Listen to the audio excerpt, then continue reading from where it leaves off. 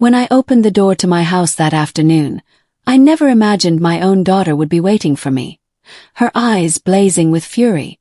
Rebecca was standing in the middle of the living room, arms crossed, her face completely distorted. Beside her, Tyler paced back and forth like a caged animal, cell phone in hand, the veins in his neck bulging with rage. They didn't even let me close the door. "Have you lost your mind?" Rebecca shouted, advancing toward me with furious steps. My husband nearly had a heart attack at the ATM. Her words bounced off the walls filled with a venom I knew all too well, but this time it no longer hurt me as it had before. Tyler got closer, waving his phone in my face. "Where is the money, Margaret? What did you do?" His card was empty. There wasn't a single dollar. His voice was a desperate roar, as if something that belonged to him by right had been snatched away. But that money was mine, my pension. The fruit of 42 years working at the textile mill. Getting up before sunrise, sacrificing my back and my knees, I set my purse down on the small entryway table with a calm that surprised even me. "I changed my banking information," I said in a firm voice, looking both of them directly in the eye. "Now my pension goes to a new card, one that only I control." The silence that followed was deafening. Rebecca opened her mouth, but no sound came out. Tyler froze, his face turning from bright red to a deathly white. It was as if the world had stopped for an instant. Before we continue, please subscribe to the Granny's Voice channel and write in the comments what time it is where you are watching from now. We might give you a shout out in our next video. Today's shout out goes to Sandra Thornton from Westwego, Louisiana. Thank you for being part of this great family. Now let me tell you what happened that day. That second before the explosion we all know is coming, but no one can stop. What did you say?" Rebecca stammered, bringing a hand to her chest. "Mom, you can't do that. We depend on that money. We have expenses. We have debts to pay." "Debts?" I repeated, feeling something inside me harden like steel. "Are you referring to Tyler's new car? Or the vacation to Florida last month? Or maybe that giant television you bought the week before?" Tyler took a step forward, his index finger pointing at me accusingly. "You live in our house. You eat our food. It's the least you can do to contribute." His words were spat out, loaded with a contempt he no longer tried to hide. I felt a bitter laugh rise in my throat. "A house?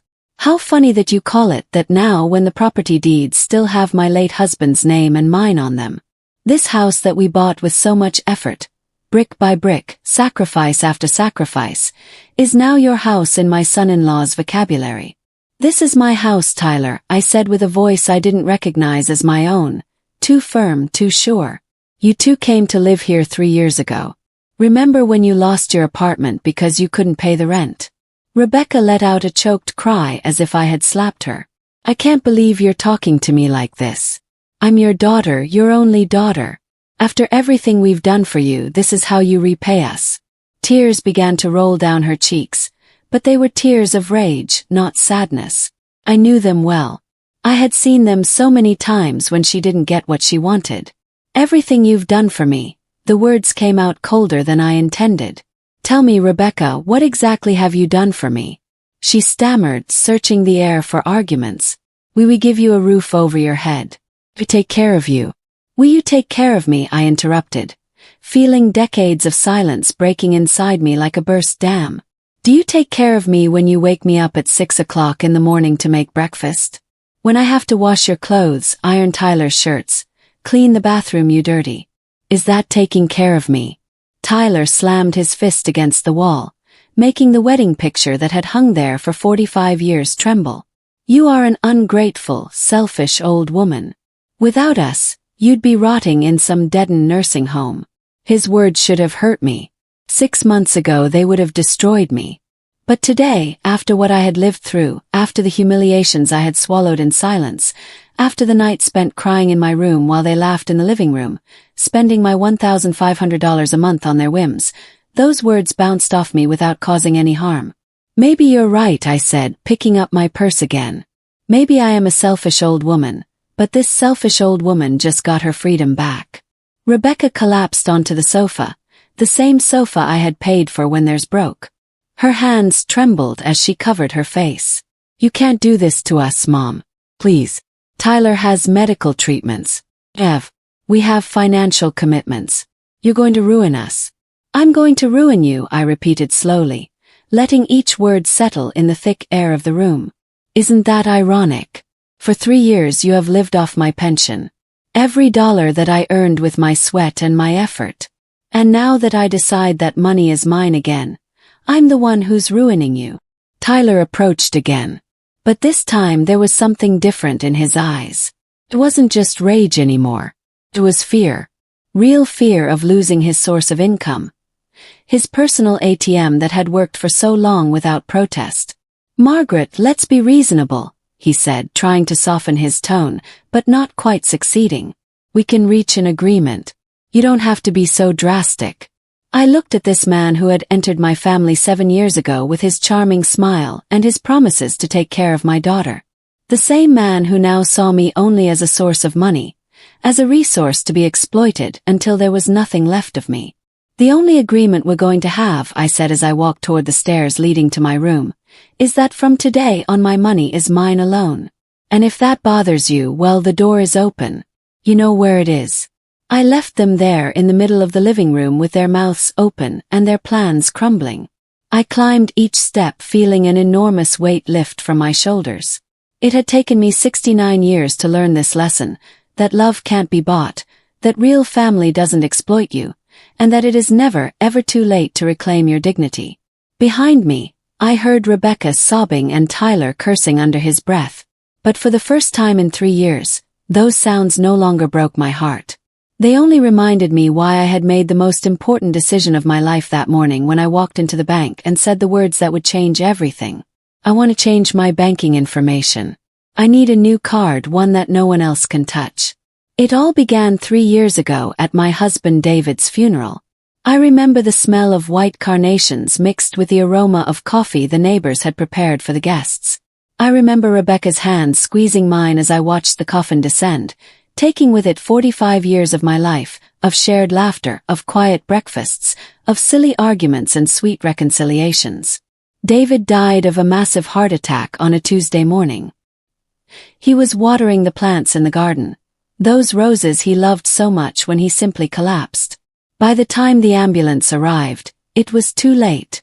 The doctor told me he didn't suffer, that it was instantaneous. But I suffered. God, how I suffered. The first few months in that empty house were a silent hell. Every corner screamed his absence.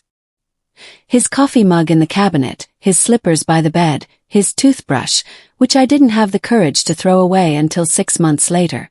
I would wake up in the pre-dawn hours expecting to find him in the kitchen reading the newspaper, and reality would hit me every time as if it were the first. Rebecca came to visit me often at first. "Mom, you can't stay alone," she would say, sitting on the living room sofa where David and I had watched so many movies.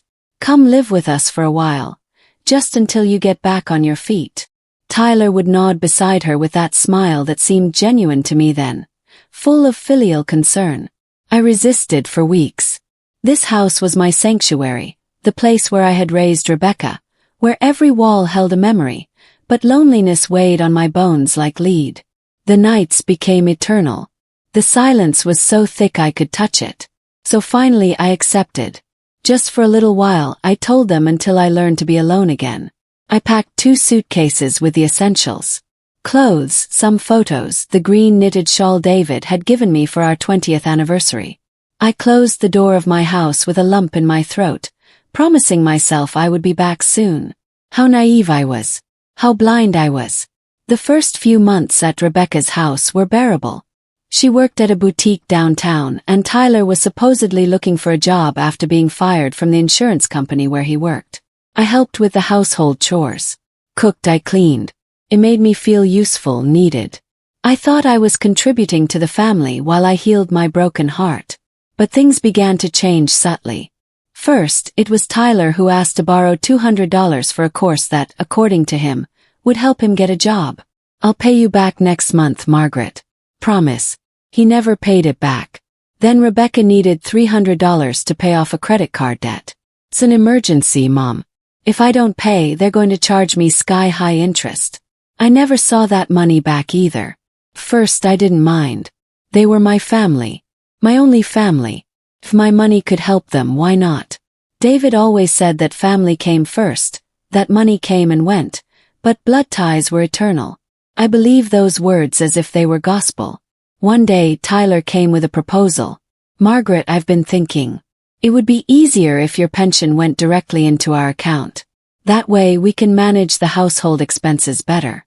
You don't have to worry about anything. We'll take care of everything. He said it so naturally, as if it were the most logical thing in the world. Rebecca supported the idea immediately. It's true, Mom. Simpler that way. Besides, you're not good with numbers. Remember how Dad handled all the finances? We'll do the same. We'll take care of you.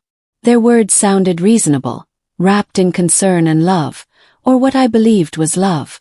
I signed the papers at the bank without reading the fine print. With faith, I gave access to my card. I handed over control of my $1,500 a month without asking questions. After all, I lived under their roof, ate their food, used their electricity. It was only fair, wasn't it? It was the right thing to do. The transformation was gradual, so slow that I didn't realize it until I was already trapped. Tyler began to treat me less like a mother-in-law and more like an employee. Margaret, breakfast is taking too long. I'm in a hurry. Margaret, these shirts aren't ironed well. Do them again. Margaret, you cleaned the bathroom poorly. There are still spots on the mirror. Rebecca stopped asking me how I was. The conversations about my day, about my feelings, about my grieving process simply disappeared. Now we only talked about pending chores, groceries I needed to buy, meals I had to prepare.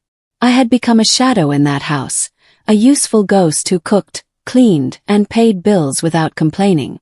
On weekends, they would go out to expensive restaurants without inviting me.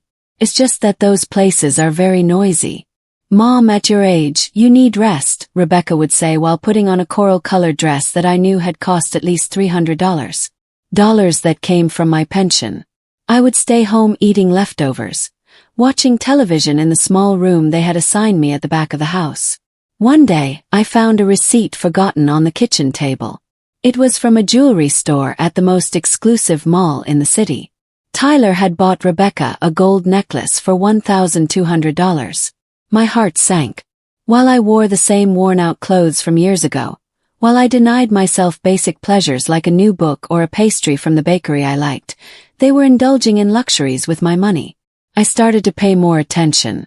The nights out, the new clothes that appeared in their closets every week. The sports car Tyler bought with his savings, even though he hadn't worked a single day in 2 years. It all fit together like a macabre puzzle. My pension wasn't being used for household expenses. It was financing a lifestyle they couldn't afford on their own. I tried to talk to Rebecca one night while we were washing dishes. Honey, I've been thinking that maybe I should go back to my house. Enough time has passed since your dad died. I need to learn to live alone. My hands trembled as I rinsed a plate. She looked at me with cold eyes, so different from the warm eyes of the little girl I had raised. Go back to your house. Mom, don't be silly. That house is neglected. Besides, how are you going to live alone at your age? What if you fall? What if you get sick? Here you're safe. Here you're taken care of. But in her voice there was no love. There was only calculation. That night I cried in my small room, hugging the pillow to muffle the sobs. I missed David with an intensity that split me in two. He never would have allowed this. He would have defended me. But David was dead, buried under cold earth, and I was alone, facing a reality I didn't want to accept. My own daughter, the baby I had nursed, the girl whose knees I had patched up after every fall, the teenager whose tears I had dried after every romantic disappointment, was using me. She was squeezing me dry as if I were an inexhaustible resource, a source of money without feelings, without dignity, without value beyond what I could provide financially. But I still didn't have the courage to do anything. I still clung to the hope that things would get better, that it was just a difficult phase, that the love we once shared would re-emerge. I lied to myself every morning when I woke up. Every night when I went to bed, I swallowed the humiliation because the alternative was to accept that I had lost not only my husband, but also my daughter. Months passed and the situation only worsened. Tyler now didn't even pretend to look for work. He would get up at noon, eat the breakfast I prepared without even a thank you, and spend the rest of the day on the sofa watching sports or playing video games. Rebecca would come home from work and instead of helping me with dinner, would lock herself in her room to talk on the phone with her friends about their upcoming vacations. One Friday night, while I was cleaning the kitchen after they went out to dinner, I found the bank statement thrown in the trash can. I pulled it out with trembling hands and unfolded it under the lamplight. My eyes scanned the lines of expenses. Restaurants, bars, clothing stores, spas, gyms. In a single month, they had spent $2,800. My pension was $1,500. The rest was coming from credit cards I didn't know existed. Cards that were being paid with my money from the following month.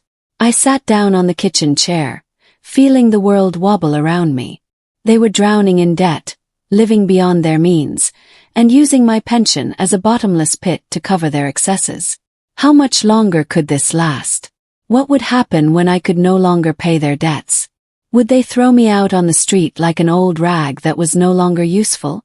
That night, lying in my narrow bed, staring at the cracked ceiling of my small room, I made a decision.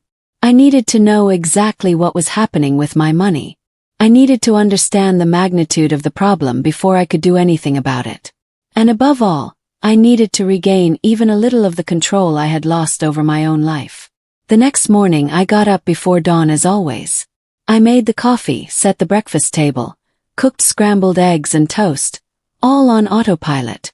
While my mind worked on a plan, I needed information. I needed proof. I needed to see with my own eyes the extent of the theft they were committing against me. When Rebecca and Tyler got up, I had already made a decision.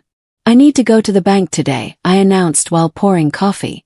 I have to sort out some things with your father's account that I left pending. Tyler looked up from his phone with an expression of instant alarm. The bank. What do you need to go to the bank for? If you need something, I can go for you. His tone was too anxious, too controlling. It's personal business, I replied firmly, surprising myself. Documents I need to sign. Inheritance stuff. I lied without blinking. And the lie came out so naturally, it almost scared me. Rebecca exchanged a worried glance with Tyler. Mom, I don't think it's a good idea for you to be out alone. Let me go with you. I get off work at 3. We can go together. But I knew that if she accompanied me, I would never get the answers I needed. I'll go alone, I said. And in my voice there was something new, something that made them back off slightly. At 10 o'clock in the morning. Don't worry about me. I grabbed my purse and left the house before they could protest further. The bank was 20 minutes away by bus. During the ride my heart beat so hard. I thought all the passengers could hear it. What was I going to discover? Did I really want to know the truth? But it was too late to turn back. I had crossed an invisible line that morning and there was no return. At the bank, a young executive named Amanda assisted me with a professional smile. Good morning, ma'am. How can I help you? Her eyes were kind without judgment, and that gave me the courage I needed. I need to see all the transactions on my account for the last 3 years, I said, my voice barely a whisper. All the deposits and all the withdrawals. I want a complete statement. Amanda nodded and began typing on her computer. After a few minutes, the printer spit out page after page of information. When it finished, there was a stack of papers nearly 50 pages thick in front of me. Would you like to review it here, or would you prefer to take it home? She asked. I'll review it here, I replied, taking the stack with hands that were barely trembling now. I sat in one of the chairs in the waiting area and began to read.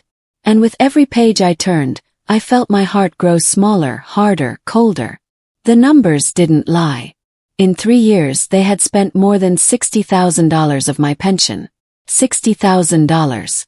The money I had earned with 42 years of work, getting up before the sun, sacrificing my health, my knees that now creaked with every step, my back that ached every night. I saw withdrawals of $500 at electronic stores, $800 at luxury restaurants, $1,000 at a jewelry store, $2,000 at a travel agency. Purchases and more purchases. Luxuries and more luxuries. All paid for with my effort, with my pain, with my dignity. But the worst part wasn't the large expenses.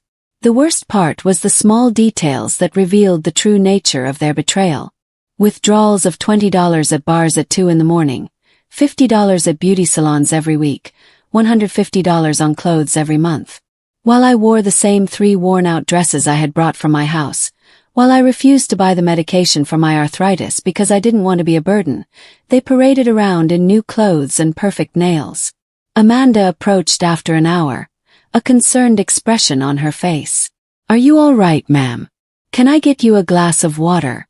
It was then I realized that tears were streaming down my cheeks without me even noticing. "I'm fine," I lied, drying my tears with the back of my hand. I need to know something. Is it possible to change the banking information for my account? To have my pension deposited into a new account, a card that only I have?" Amanda's eyes lit up with understanding. She had seen this before. I knew it from the way she nodded. "Course it's possible, ma'am, and I can help you with that right now if you'd like. I just need you to show me your identification and sign a few forms." My hand moved to my purse almost of its own accord. "Yes," I said, and my voice sounded firmer than I felt. "Yes, I want to do it now. I want a new account, a new card, something that only I can touch." Amanda worked quickly and efficiently. She explained every step of the process, every form I signed. In less than an hour, I had a completely new account with a card that would arrive at my address in 5 business days. My pension for the next month would be deposited directly there in a place where Rebecca and Tyler couldn't reach it. "Is there anything else I can do for you?" Amanda asked when we finished. There was something in her eyes, a mix of admiration and sadness, as if she understood exactly what was happening. "Yes," I said, surprising myself again. "I want extra copies of these statements. 3 complete sets. If I was going to do this, if I was going to get my life back, I needed to be prepared for what came next." I left the bank with my purse heavier, carrying not just the papers, but also a new determination. The sun was shining brighter than when I had entered, or maybe it was just that I could see it better now. For 3 years, I had lived in a fog of grief and manipulation. But that fog was dissipating, revealing an ugly but liberating truth. On the bus ride back, I hugged my purse to my chest and looked out the window. We passed the bakery where David used to buy me donuts on Sundays. We passed the park where Rebecca had learned to ride her bike. We passed the church where we had gotten married 45 years ago. All those memories, all those beautiful memories. And yet here I was, a 69-year-old woman having to protect myself from my own daughter. When I got home, Rebecca was at work and Tyler was snoring on the sofa, the television on showing some football game. I went up to my room quietly and hid the papers at the bottom of my suitcase, under the underwear and old socks. No one would look there. No one would think that I, the foolish old woman who let herself be manipulated, would have the cunning to hide evidence. I sat on my bed and looked around my small room, the peeling cream-colored walls, the window that overlooked the back alley, the tiny closet where my clothes barely fit. This wasn't a room for a beloved guest. It was a utility room, a place to store the maid who cooked, cleaned, and paid the bills. But in 5 days, when my new card arrived, everything would change. In 5 days, I would begin to reclaim not only my money, but something much more valuable. My dignity, my self-worth, my right to exist as more than just a source of income for people who had forgotten what it meant to love. The next 5 days were the longest of my life. Every morning, I woke up wondering if this would be the day the card arrived. Every time I heard the mailman, my heart leaped. But I had to act normal, not raise suspicion. Continue being the submissive, obedient Margaret they expected. Tyler noticed something different about me on the 3rd day. I was serving dinner when he looked at me with narrowed eyes. "You've been weird lately, Margaret. Is something wrong with you?" His tone was accusatory, as if I had no right to have my own thoughts. "I'm fine," I replied, keeping my eyes on the plate of chicken I was serving. Just a little tired, old age. I let my shoulders slump a little more, my voice sound weaker. It was a role I had played for 3 years. A few more days wouldn't make a difference. Rebecca came home that night with shopping bags again. I recognized the logos of the expensive stores from the mall. "Mom, I need you to iron this lavender dress for tomorrow. I have an important dinner with some friends," she said, leaving the bags in my room as if it were the most natural thing in the world. I looked at that dress, which had probably cost $200 of my pension, and something inside me finally broke. "Why don't you iron it?" The words slipped out before I could stop them. Rebecca turned to me, her eyes wide. "What did you say?" Her voice had a dangerous edge, the same tone she used as a teenager when she didn't get what she wanted. "Nothing," I hurried to say, hating myself for my cowardice, but knowing I had to wait. Just 2 more days until the card arrived. 2 more days and I could stop pretending. "I'll iron it after I wash the dishes." The 4th day was when I almost ruined everything. I was cleaning Rebecca and Tyler's room, something I did every week, even though it killed my back, when I saw an open envelope on the desk.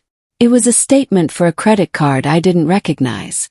Curiosity got the better of prudence, and I pulled it out of the envelope. The balance was $15,000. $15,000 in debt on a card I had never seen. I reviewed the charges with trembling hands: restaurants, trips, clothes, jewelry, a month at the beach they had taken last summer while I stayed home alone, the giant screen television in the living room, the new dining room furniture. Everything had been bought on credit, and I knew exactly who was paying those credits each month, or rather trying to pay them, because clearly it wasn't enough. They were sinking into debt while draining my pension.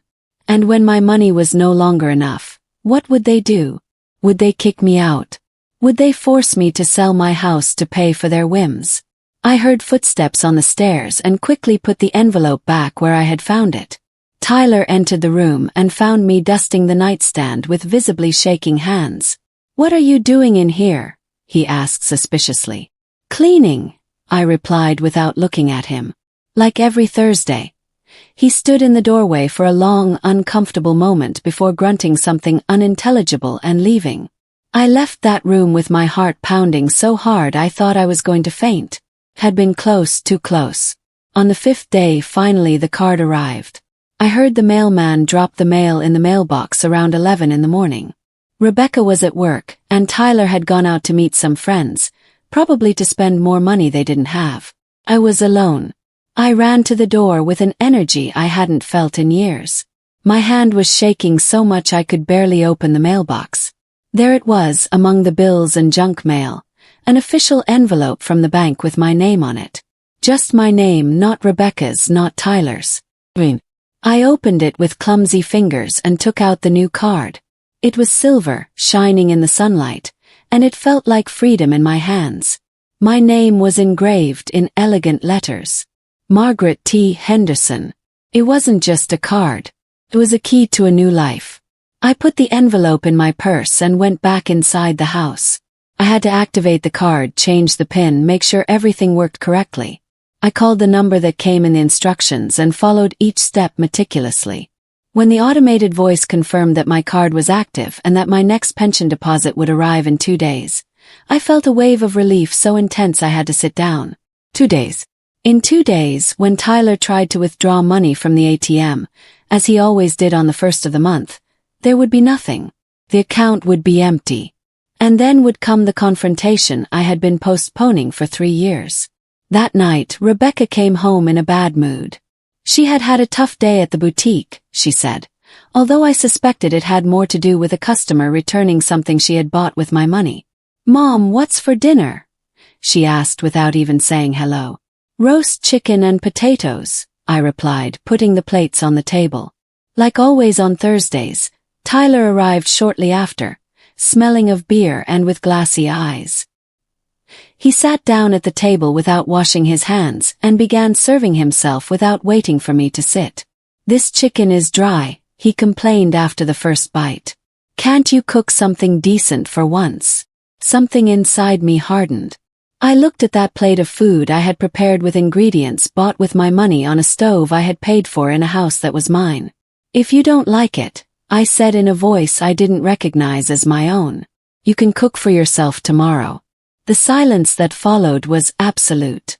Rebecca stopped chewing and looked at me as if I had grown a second head. Tyler dropped his fork with a metallic clatter against the plate. "What did you just say?" he asked in a dangerously low voice. "You heard me," I replied, getting up from the table. "I'm tired. I'm going to my room." And I left, leaving them with their mouths open, feeling their gazes of disbelief digging into my back. In my room, I sat on the bed and took the new card out of my purse. I held it under the lamplight and saw my distorted reflection on its silver surface. This woman in the reflection with her wrinkles and her gray hair, with her hands stained from years of work. This woman was me, and this woman had just taken the first real step toward her freedom. I hid the card in the same place where I had hidden the bank statements. Tomorrow would be Saturday, the day after Sunday. And on Monday, the first of the month, when my pension landed in the new account and not the old one, my real battle would begin. But this time I wouldn't be fighting with empty hands. This time I would have something they had underestimated for far too long. My own will to survive. I went to bed that night with a mixture of fear and anticipation. I knew that what was coming would be ugly, painful, probably devastating.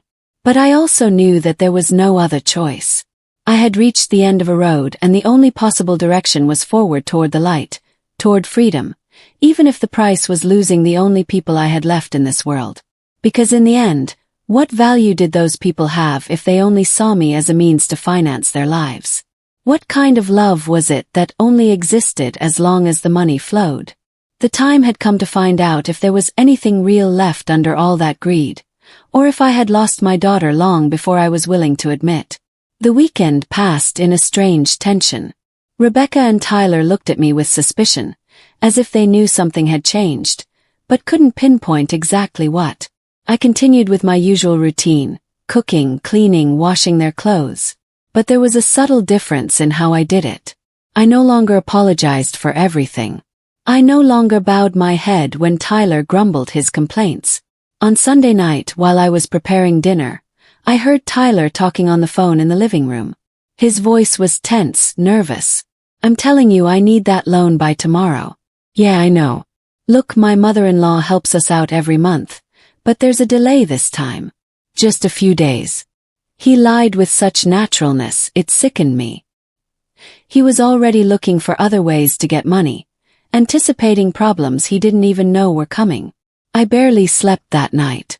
I tossed and turned in bed, staring at the ceiling, rehearsing in my mind what I would say when the time came. The words felt heavy on my tongue. Years of accumulated silence finally waiting to come out. At 3 o'clock in the morning, I got up and went to the kitchen to make myself a chamomile tea. I sat at the dark table, illuminated only by the light from the refrigerator, and held my mug with both hands. At this very table, David and I had shared thousands of breakfasts. At this table, I had helped Rebecca with her homework when she was a child. At this table we had celebrated birthdays, Christmases, graduations. How had it come to this? At what point did love become a transaction? Monday dawned with a gray sky threatening rain. I got up early as always, but this time my stomach was in knots. I prepared breakfast in silence, listening to every noise in the house, waiting for the inevitable moment. Tyler came down around 9, already dressed. "I'm going to the bank," he announced, grabbing the car keys. "I need to get some cash." He didn't look at me when he said it. He never looked at me when he talked about money, as if I were just an object from which to extract resources. "Have a good day," I said in a neutral voice. Although my heart was beating so hard I thought he could hear it. Tyler left, slamming the door, and I stood motionless by the stove, counting the minutes. Rebecca was still sleeping. She had come home late last night from an outing with friends, probably spending more money they didn't have on expensive cocktails and appetizers. I cleaned the kitchen slowly, organizing every object with millimeter precision, postponing the moment of going up to my room. Finally, I went up and took my new card out of its hiding place. I held it in my hands and took a deep breath. Somewhere in the city, Tyler was in front of an ATM inserting the old card, waiting for the bills to come out that he had been spending for 3 years without remorse. But this time nothing would come out. This time the machine would tell him there were no available funds. I didn't have to wait long. 20 minutes later, I heard the car arrive with a screech of tires. The door opened with such force that it hit the wall. Tyler's footsteps pounded up the stairs like a stampede. "Rebecca, Rebecca, wake up." His voice was laden with panic and fury. I heard Rebecca groan, still drowsy. "What's wrong? What time is it?" Her voice sounded irritated, confused. "The card doesn't work. There's no money in the account. Nothing. The ATM gave me an insufficient funds message. I tried 3 times and nothing. What the hell is going on?" Tyler was shouting now, his voice rising an octave with each word. There was a silence, then hurried footsteps. Rebecca must have been checking her phone, logging into the bank app. "It can't be," I heard her mutter. "Has to be a mistake. Mom's pension always arrives on the 1st of the month. Always. Well, it didn't arrive today, and our account is in the red. I have payments to make today. I promised Carlos money. What am I going to tell him?" Tyler sounded desperate now. His mask of control completely disintegrated. "I'll call the bank," Rebecca said, and I could hear the fear in her voice. Fear that her source of income had dried up. Fear of having to face the consequences of 3 years of uncontrolled spending. I walked down the stairs slowly, holding on to the railing. Each step was deliberate, measured. When I reached the bottom, Rebecca was on the phone, still in her pajamas, with her hair disheveled and her face pale. Tyler was pacing back and forth like a caged animal, cursing under his breath. Rebecca saw me and her eyes locked on me with an intensity that would have been terrifying at another time. "The bank says there's no mistake," she said slowly, lowering the phone. "It says the account is active, but it hasn't received any deposits this month." "That's impossible," Tyler exploded. "Margaret's pension always arrives on the 1st. Always." He turned to me with bloodshot eyes. "What did you do, old woman? Did you talk to someone? Was there a problem with your pension?" I took a deep breath, feeling all the fear, all the anxiety of the last few days turn into a strange, cold calm. "There was no problem with my pension," I said in a clear, firm voice. "In fact, it arrived right on time this morning." The silence that followed was absolute. I could hear the ticking of the clock in the living room, the hum of the refrigerator in the kitchen, the beat of my own heart.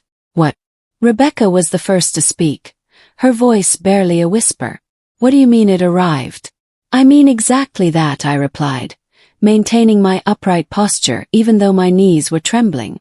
"My pension arrived this morning. My $1,500 are safe in my account. My new account. An account that only I control."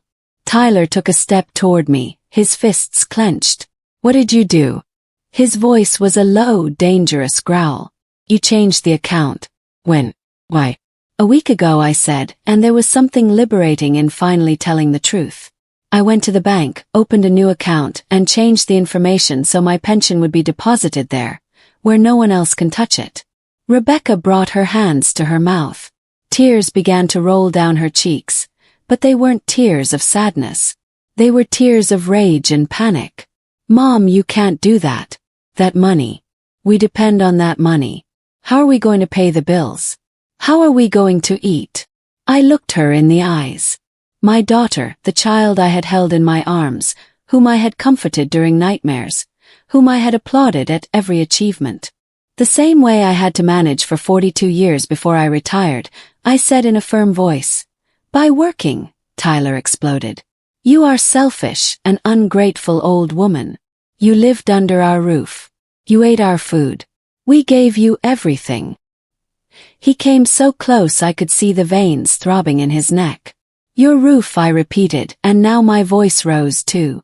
"Your roof, Tyler. This house has my name on the deed.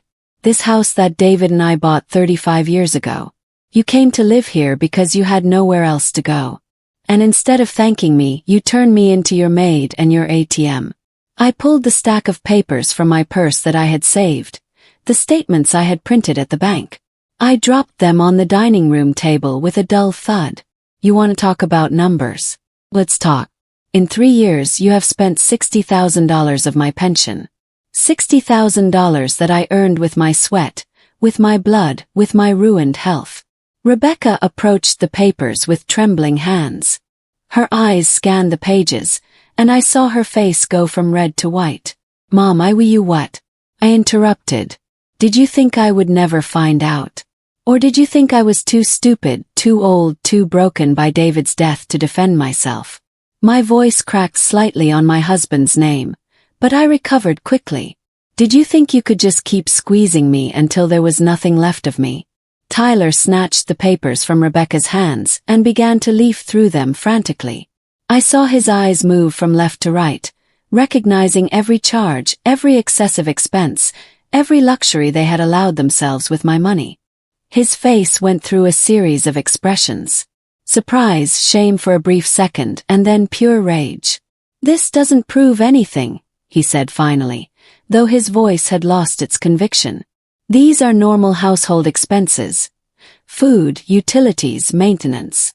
But we both knew he was lying. The numbers didn't lie. Normal expenses. I took the papers and pointed to a specific line. $1,200 at a jewelry store. Is that a normal expense, Tyler? Or this $2,000 at a travel agency for a beach vacation that I wasn't invited to? My finger moved from line to line, exposing every lie, every deceit. Rebecca collapsed onto the sofa, covering her face with her hands. Mom, please. We didn't want you to feel bad. We thought you wanted to help us. You always said family was first. Family is first, I repeated, feeling the words burn my throat. But you didn't treat me like family, Rebecca. You treated me like a resource, like a source of money you could exploit without consequences. You're exaggerating, Tyler shouted, slamming his fist on the table. We gave you a place to live. We gave you food. We gave you company. You gave me a room the size of a closet, I said, feeling decades of pain concentrating in my chest. You put me to work like a servant in my own house. You made me feel like I was a burden, that I should be grateful for the crumbs of affection you threw me. And all while you spent my money on luxuries I could never afford. Rebecca looked up. Streams of ruined makeup staining her cheeks. What are we supposed to do now, Mom? We have debts, commitments. We can't just live without your help. It's not my help. I corrected her firmly. It's my money, my pension, the fruit of 42 years of work that you and your husband have been systematically stealing. The word stealing hung in the air like an undeniable accusation. Tyler took a threatening step toward me. Be careful what you say, old woman. Stealing is a very strong word. You could get into trouble making accusations like that. Are you threatening me? I asked, and to my surprise I felt no fear. I only felt a cold, calculated fury because I have all these documents. I have proof of every dollar you took from my account without my explicit permission. I have the signature you made me put on those bank papers, telling me it was to simplify things. You want to talk about legal trouble, Tyler? He recoiled slightly, the reality of the situation finally penetrating his brain. Rebecca was looking at him with wide eyes, probably calculating the implications of what I was saying. You wouldn't go to the police, Rebecca said in a trembling voice. You wouldn't do that. I'm your daughter. You are my daughter. I nodded, feeling my heart break as I said the next words, and precisely because of that, I am giving you a chance you don't deserve. I'm not going to the police. I'm not going to report you. But from now on my money is mine alone. And what are we supposed to do? Tyler had gone from rage to a kind of pathetic desperation. We have $15,000 in credit card debt. The bank is pressuring us. Carlos is going to kill me if I don't pay him what I owe. Those are your problems, I said with a firmness that surprised me. Problems you created yourselves, living beyond your means. I am not responsible for your bad financial decisions. Rebecca shot up from the sofa. I can't believe you're so cruel. What happened to you? The mom I knew would never do this. You're abandoning us. Her voice was rising, hysterical. I'm abandoning you. I felt a bitter laugh rise in my throat. Me. Rebecca. You abandoned me 3 years ago when you decided I was only worth what I could provide financially. You abandoned me every time you made me feel like a burden. You abandoned me when you turned my grief over your father's death into an opportunity to exploit me. That's not true, she shouted, but her eyes said otherwise. She knew it was true. Somewhere deep down she knew it. Tyler started pacing again, running his hands through his hair. There has to be a solution. Margaret, let's be reasonable. We can reach an agreement. We'll give you an allowance. You can keep some of your money, but we need you to contribute. It's only fair. Fair. The word almost made me laugh. You want to talk about fairness? Fine. Let's talk about fairness. For 3 years I cooked, cleaned, washed, ironed, and on top of that paid all your bills. I did the work of a full-time maid without so much as a thank you. Do you know how much a full-time maid costs? Around $1,200 a month. Multiply that by 36 months. And that's $43,000 you owe me for my work. Rebecca opened her mouth to protest. But I continued, my voice gaining strength with each word. Add that to the $60,000 of my pension that you spent. And you owe me over $100,000. So don't talk to me about fairness, Tyler. Not when the only injustice here has been what you two did to me. The silence that followed was absolute. They were left without arguments, without defenses, naked before the truth I had just exposed. I saw Rebecca look at Tyler, searching for support, but he was pale as a ghost. So what? Rebecca finally asked in a small voice. Are you going to kick us out of your house? The question hung in the air. I have been waiting for them to ask it. This is my house, I said slowly. And you are welcome to stay if you want, but under my terms. You will pay rent. You will buy your own food. You will clean up your own messes. And you will not see a single dollar more of my pension. Rent. Tyler almost choked on the word. You're going to charge us rent. Or family. Exactly. I replied. And if you truly consider me family and not just a source of income, then there shouldn't be a problem with contributing equally to the household expenses.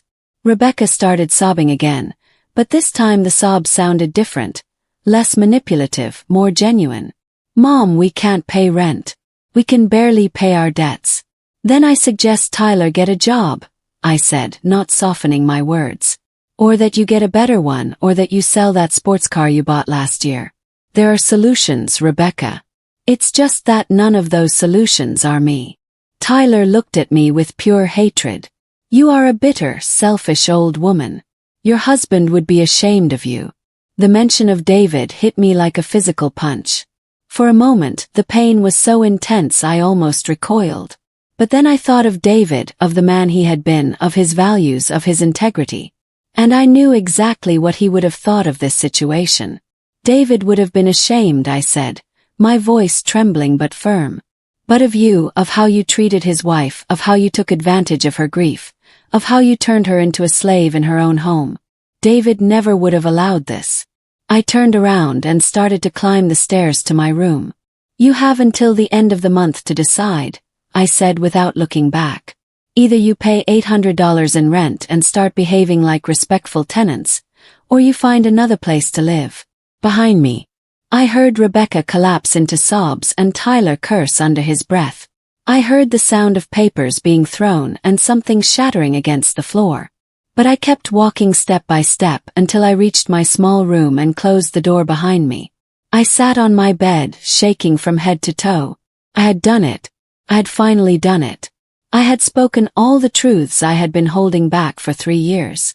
And although my heart ached as if it had been ripped from my chest, I also felt something else, something light and fragile, but undeniably real. Felt hope. The following days were a hell of cold war. Rebecca and Tyler barely spoke to me. They ate in silence when I was present, or they just locked themselves in their room with food they bought outside. The house felt like a minefield where any movement could set off an explosion. But I had made a decision, and I wasn't going to back down. For the first time in 3 years I bought food just for myself. I kept my things on a separate shelf in the refrigerator with a note that said Margaret. I felt ridiculous doing it like a suspicious roommate, but it was necessary. I needed to establish boundaries that should have existed from the beginning.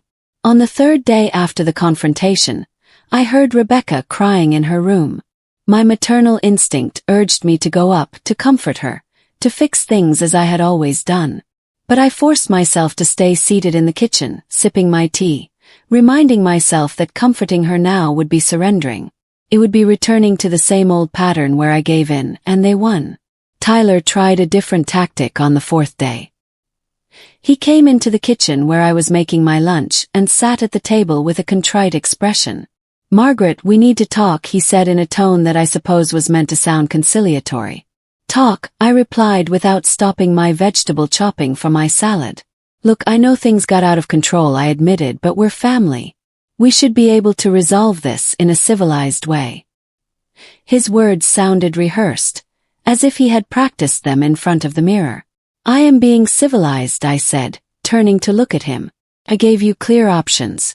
Pay rent and contribute equally or find another place. I don't see what's uncivilized about that." $800 is too much, he protested. "You know, we don't have that money." $800 for a room in this area of the city is a bargain, I replied firmly. "And if you don't have that money, then I suggest you adjust your expenses, cancel the streaming services, sell the giant television, stop eating out like I had to do for years when David and I were paying for this house." Tyler clenched his jaw. "Rebecca is in a bad way. She cries all the time. She says you're rejecting her, that you don't love her anymore." Those words pierced me like knives. But I held my ground. "I love my daughter. I will always love her. But loving someone doesn't mean you let them destroy you. It doesn't mean you let them use you until there's nothing left." "She never meant to hurt you," Tyler insisted. But even he seemed not to believe his own words. "Maybe not," I conceded. "Maybe you never stopped to think about what you were doing to me, but that doesn't change the fact that you did it. And now you have to live with the consequences." Tyler stood up abruptly. "You're impossible. I don't know how David put up with you all those years," and he stormed out of the kitchen, leaving me shaking with contained rage. That night, while I was in my room reading, I heard a soft knock on my door. It was Rebecca's voice, small and broken. "Can I come in?" I hesitated for a moment before answering. "Come in." Rebecca entered and stood by the door, wringing her hands nervously. Her eyes were swollen from crying and her face was pale. For a moment I saw the little girl.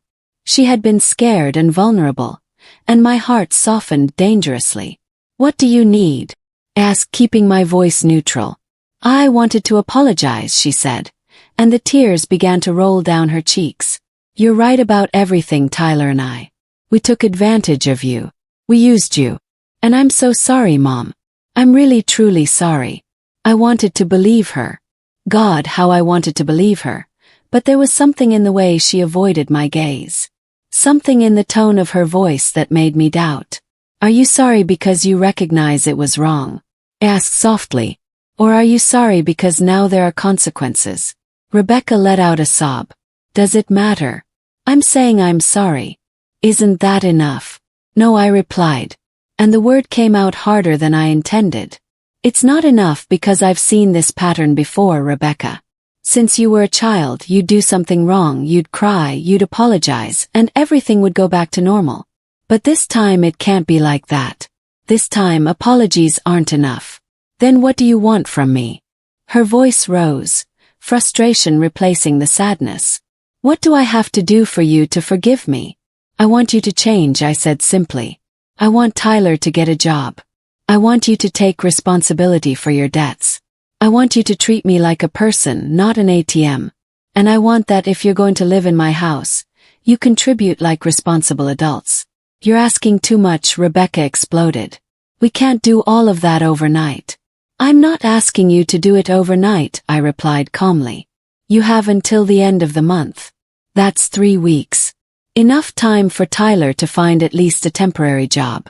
Enough time for you to make a budget and decide if you can afford to stay here." Rebecca looked at me with a mixture of disbelief and pain.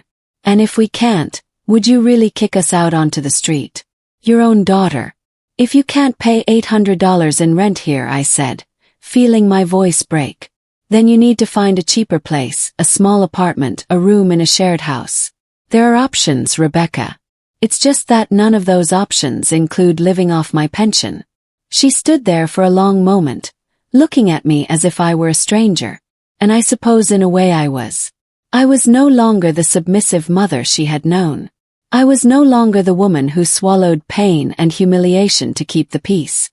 I don't recognize you, Rebecca finally said in a cold voice. This isn't you. You're right, I replied. This isn't the woman you turned into your servant. This is the woman I should have been from the beginning, the woman your father would have wanted me to be. Rebecca left the room without another word, closing the door harder than necessary. I sat on my bed, feeling the tears roll down my cheeks. This was harder than I had imagined, much harder. But then I remembered the bank statements. I remembered the nights crying in silence while they laughed in the living room. I remembered every humiliation, every moment I felt invisible and worthless. And I knew I couldn't give up now. Not after coming this far. The next morning something unexpected happened. The doorbell rang around 10 o'clock. When I opened the door, I found a beautiful young woman of about 25 with a warm smile. For a moment I didn't recognize her. "Grandma," she said, and then I remembered. Sophie, my granddaughter, the daughter Rebecca had when she was young before she married Tyler. Sophie, who had gone away to college in another city 5 years ago, and with whom I had lost contact. "Sophie," my heart leaped. "What are you doing here? Can I come in?" she asked, looking inside the house cautiously. I let her in, confused but happy to see her.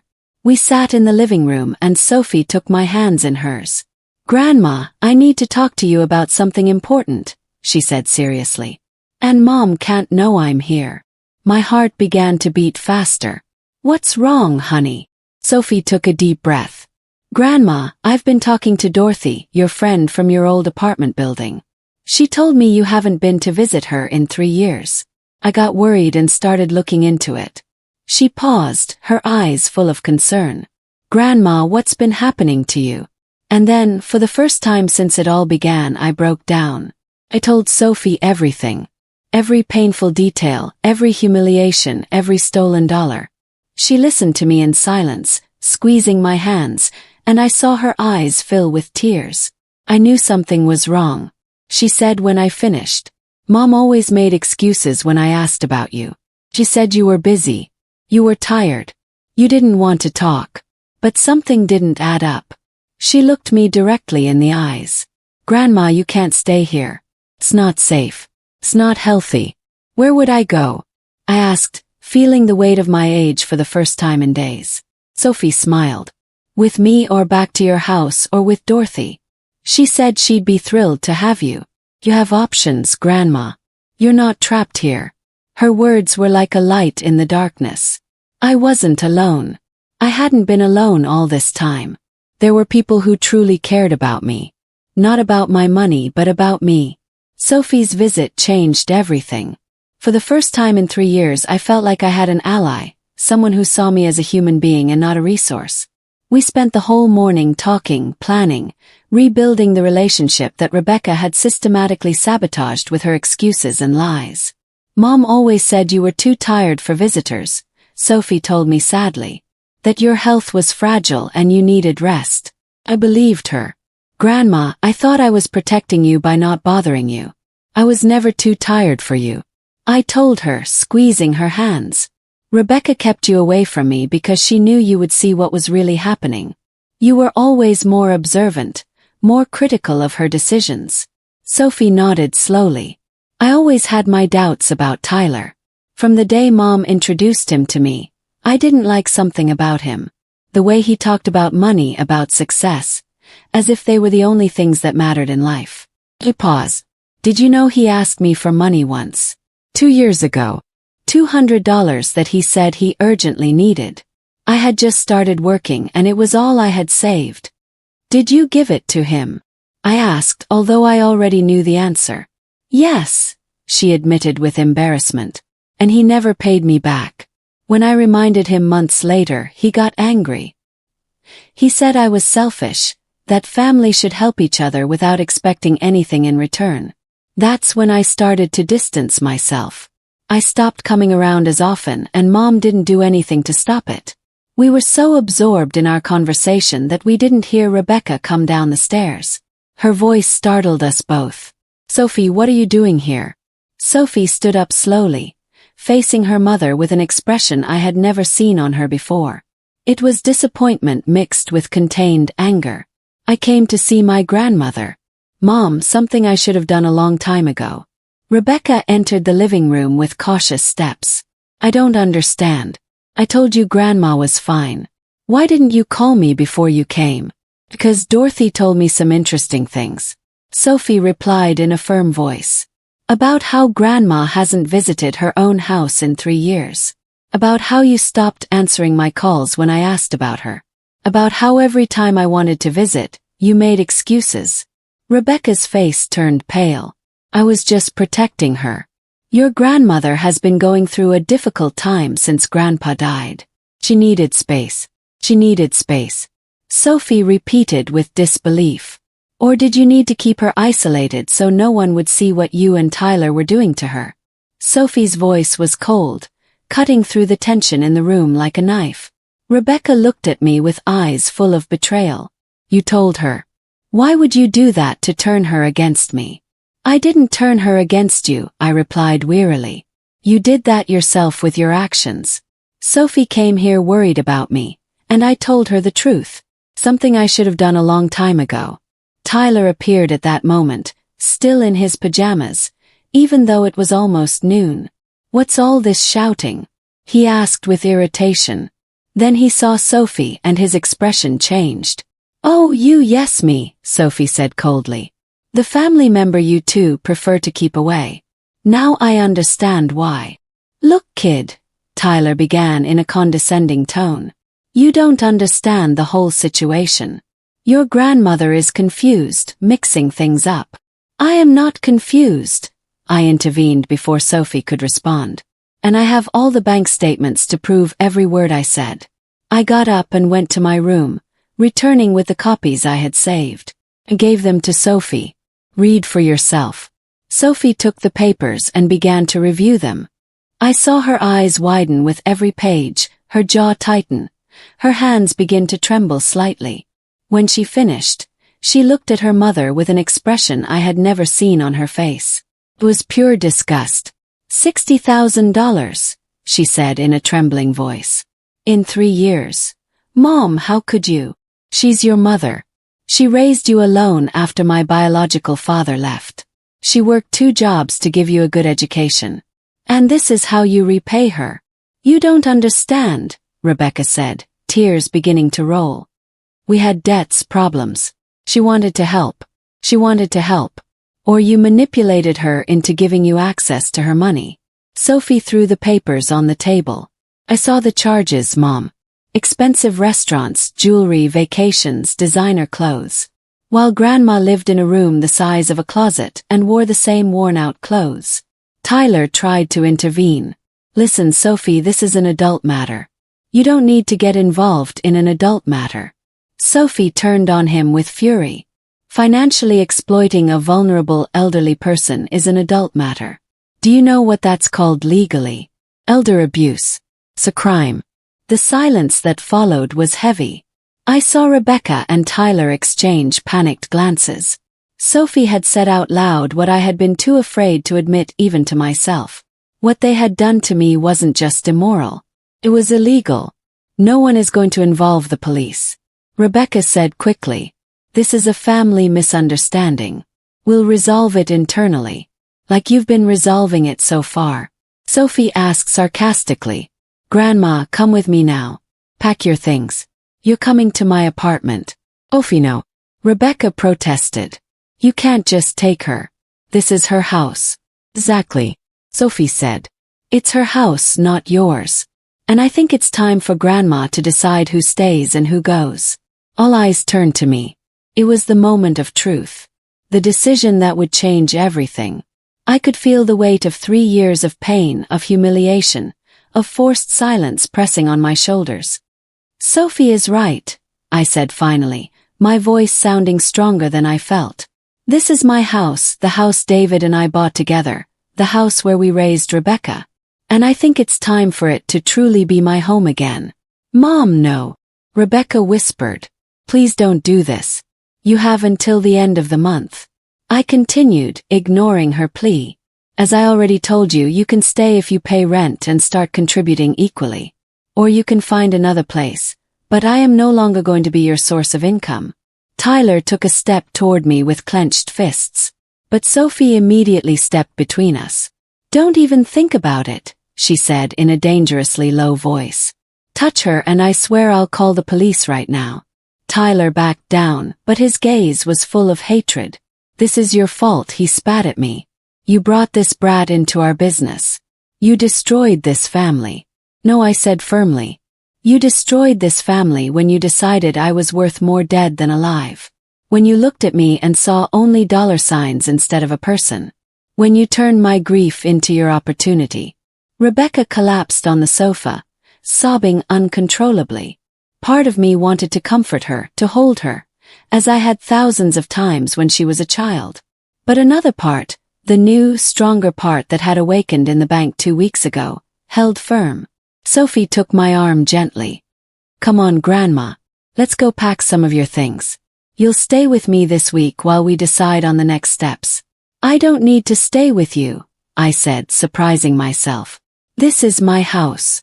If anyone has to leave, it's them. Sophie smiled with pride. That's the spirit, Grandma. I looked at Rebecca and Tyler one last time. You have 2 weeks, I said in a clear voice. Start looking for jobs, make a budget, decide if you can stay under my conditions or pack your things and find another place. The decision is yours. I climbed the stairs with Sophie by my side, leaving behind Rebecca's sobs and Tyler's muffled curses. With every step I took, I felt the weight of 3 years lifting from my shoulders. I didn't know what would come next. I didn't know if Rebecca and I could ever repair our relationship. But for the first time in a long time, I felt like I was walking forward instead of just surviving. In my room, Sophie helped me organize my few belongings. I'm proud of you, Grandma, she said, folding my clothes. I know this isn't easy. It's the hardest thing I've ever done in my life, I admitted, but also the most necessary. 6 months later, I was sitting on the porch of my house. My real house, the one David and I had built together, drinking coffee and watching the sunrise. The garden that had been neglected for 3 years was now blooming again. I had replanted the roses David loved so much, and every morning their scent reminded me that life could be beautiful even after loss. Rebecca and Tyler had left 2 weeks after my ultimatum. They didn't pay rent. They didn't really look for work. They just packed their things in the middle of the night and left without saying goodbye. I found a note on the kitchen table. I hope you're happy alone, it said in Rebecca's tight handwriting. There was no signature, no goodbye. Just that one sentence full of bitterness. The first few days after they left were strange. The house felt too quiet, too big. I would wake up in the early hours expecting to hear their voices, their footsteps, even their complaints. But slowly that silence transformed into peace. I learned to enjoy my mornings without rushing, my meals without criticism, my afternoons without demands. Sophie came to visit me every weekend. We cooked together, watched old movies, talked about everything and nothing. She would tell me about her job as a graphic designer, about her dreams of opening her own studio one day. I would tell her stories from when I was young, about her grandparents, about the life I had lived before getting lost in grief. Dorothy also came back into my life. My dearest friend, whom I had abandoned without realizing it when I moved in with Rebecca, she held no grudge against me. She welcomed me with open arms and tears in her eyes. I missed you so much, she told me that first day I went to visit her. I knew something was wrong, but I didn't know how to help you. I didn't know how to ask for help either. I admitted I had convinced myself that I deserved everything that was happening to me, that it was my obligation to sacrifice myself for my daughter. Dorothy took my hands, her brown eyes full of the wisdom of her 73 years. Sacrifice isn't love when it's done at the cost of your own dignity, Margaret. That's self-destruction. As the months went by, I began to rediscover who I was beyond being a mother, beyond being a widow. I joined a book club at the local library. I started taking a watercolor class at the community center. Small, simple things, but they made me feel alive in a way I hadn't experienced in years. My pension, that $1,500 a month that used to disappear into others' accounts, was now mine to manage. I paid my bills, bought quality food, allowed myself small luxuries like new books or fresh flowers for the house. I even started saving. For the first time in 3 years, I had a financial cushion that grew every month. One day, 2 months after they left, I received a message from Rebecca. It was brief, cold. I need you to lend me $5,000. It's an emergency. Not even a hello, not a question about how I was. Just a demand disguised as a request. I replied after thinking about it for a whole night. No, Rebecca, I am not going to lend you money. If you have a real emergency, seek help from social services or friends. But my money is no longer available to you. Her response was instant and venomous. I knew you were selfish. I wish Dad were alive to see what you've become. I blocked her number after reading that. Not out of anger, but out of self-protection. Every message from her was a hook, trying to drag me back into the toxic pattern we had. Sophie hugged me when I told her. You did the right thing, Grandma. Mom needs to hit rock bottom before she can really change. And you helping her only delays that. Do you think we'll ever be able to fix our relationship? I asked her in a small voice. Because despite everything, Rebecca was still my daughter. Sophie thought for a moment. Maybe, but only if she truly recognizes what she did. Not just empty apologies because she needs something. A real acknowledgement of the damage she caused. And that might take years, Grandma, or it might never happen. I learned to live with that uncertainty. Some days were harder than others. I would see mothers and daughters walking together in the park and feel a pang of pain. I would hear Dorothy talking on the phone with her children and wonder if I would ever have those conversations with Rebecca again. But then I would look around my house, truly mine now, filled with things I had chosen. I looked at my bank account with its growing balance. I looked at the watercolor paintings I had created, imperfect, but made with love. And I knew I had made the right decision. One spring afternoon, while I was watering David's roses, I heard someone knock on the door. When I opened it, I found Rebecca standing on the step. She looked different, thinner, with deep, dark circles under her eyes without the perfect makeup she always wore. Her clothes were simple, worn. She said in a trembling voice. Rebecca.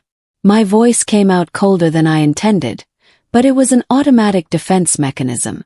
Can I come in? I just want to talk. I promise I didn't come to ask for anything. Her eyes were filled with genuine tears, so different from the manipulative tears I had seen before. I let her in, although every instinct screamed at me to be cautious. We sat in the living room with a considerable space between us on the sofa. Tyler and I separated, Rebecca began, looking at her hands. 2 months ago. It turned out he had more debts than I knew about. Gambling debts. We lost the apartment we rented. I'm living with a friend now. I got a second job. I'm trying to pay off everything we owe. I waited in silence, offering no solutions, not trying to fix her problems. I didn't come to ask you for money, she continued. I came to tell you that you were right about everything. I used you. I treated you horribly.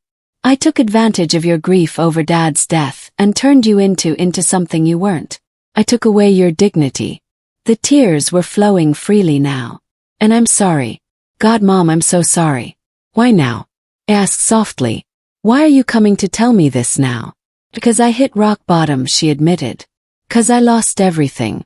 Because I finally understood what I did to you when someone did the same thing to me. She looked up, her red eyes meeting mine. Tyler left me with nothing, Mom. Exactly like I left you. And when I felt used, discarded, invisible, I finally understood.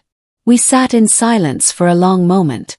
Part of me wanted to hug her, to forgive her immediately, to be her protective mother again. But the wiser part, the one that had fought so hard to emerge, knew that true forgiveness required more than words. I appreciate your apology, I said finally. Really do. But apologies are just the beginning, Rebecca. I need to see real change. I need time to heal. I need to know that you won't go back to seeing me as a solution to your problems. Understand? She nodded. I don't expect you to forgive me today. I just wanted you to know that I finally get it and that I'm going to work on being better. Not for you, but for me. We talked for 2 hours that day. It was painful, honest, raw. I told her how I had felt during those 3 years. She told me about her own fears and weaknesses that had led her to justify her actions. We didn't end up as best friends. We didn't hug and promise that everything was fixed, but it was a start. When she left, I sat on my porch again, holding my now cold coffee. The sun was setting, painting the sky orange and pink. David's roses swayed gently in the breeze. I didn't know if Rebecca and I would ever get back what we had lost. I didn't know if she would really change or if this was just another temporary pattern. But I did know one thing for certain. It had changed. I had found my voice, my value, my right to exist as more than just a means to others' ends. It had taken me 69 years to learn that self-love is not selfishness. That setting boundaries is not cruelty. That saying no when necessary is an act of survival, not meanness. I looked at my reflection in the window. I saw a woman with honestly earned wrinkles. With gray hair she no longer died to please others, with eyes that had cried but that now shone with something new. Freedom. David, I whispered to the wind. Finally did it. I finally stood up for myself, and somewhere in my most precious memories, I could hear his voice telling me what he had always said. I'm proud of you, my love. I went into my house, my home, closed the door behind me, and smiled because today I didn't need anyone's permission to live. Today I didn't have to apologize for existing. Today I was simply Margaret, and that was more than enough.